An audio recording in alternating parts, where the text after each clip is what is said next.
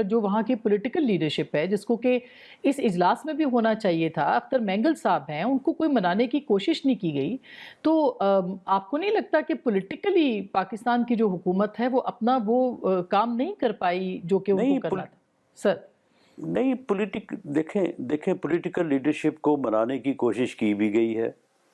کوشش کر بھی رہے ہیں، آئندہ بھی کریں گے، لیکن ان کی بھی اپنی مجبوریاں ہیں، کیونکہ یہ لوگ جو ہیں انہوں نے وہاں پہ خوف و ہراس کا ایک ایسا ماحول قائم کیا ہوا ہے کہ وہاں پہ یہ کسی آدمی کو اپنے سے اختلاف کرنے نہیں دیتے۔ یہ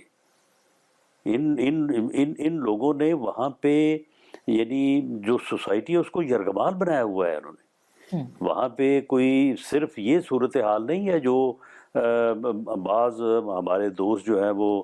تزیوں میں پیش کرتے ہیں، ایسی صورتحال نہیں ہے۔ اختر مینگل صاحب جو ہیں، اختر مینگل صاحب جو ہیں وہ یعنی وہاں پہ جو صورتحال ہے ان کے علاقے میں، وہ یہ لوگ جو ہیں یہ اب آپ کا کیا خیال ہے کہ یہ جو انہوں نے ہڑتال کروائی ہے تو یہ صرف کو لوگوں نے جو ہے وہ ان کے خوف کے بغیر ہی جو ہے وہ دکانیں بند کی ہیں؟ تو پھر تو یہ زیادہ پریشانی والی بات، بالکل یہ تو پھر زیادہ پریشانی والی بات ہے نا رانا صاحب۔ ہم جو پولیٹیکل کوششیں ہیں، سیاسی جو کوششیں ان کی بات کریں، آپ نے کہا اختر مینگل صاحب سے آپ کی بات پریشانی والی بات نہیں ہے، نہیں یہ زیادہ پریشانی والی بات نہیں ہے، یہ صرف سمجھنے والی بات ہے، اور ہمیں ان دہشت گردوں کے ساتھ جو ہے وہ اپنے آپ کو جو ہے وہ یعنی وہاں کی جو لیڈرشپ ہے اسے ڈسٹنس کرنا چاہیے ان لوگوں سے۔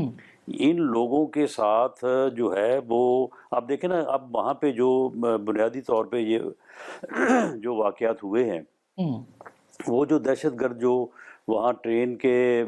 واقعے میں جو ہے وہ وہاں پہ مارے گئے ہیں، ان کی وہ ڈیڈ باڈی جو ہے وہ ان کو حاصل کرنے کی کوشش کی میں جو ہے وہ یہ سارا معاملہ جو ہے یہ اس طرح سے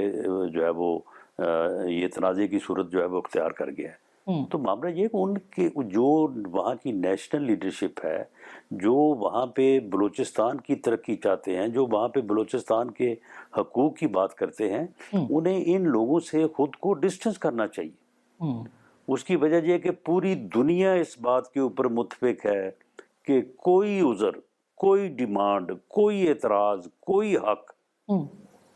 دہشت گردی کا جواز نہیں بن سکتا۔ وہ صحیح ہے، بالکل ہمیں بھی اب اس بات کے اوپر جو ہے وہ اتفاق کرنا چاہیے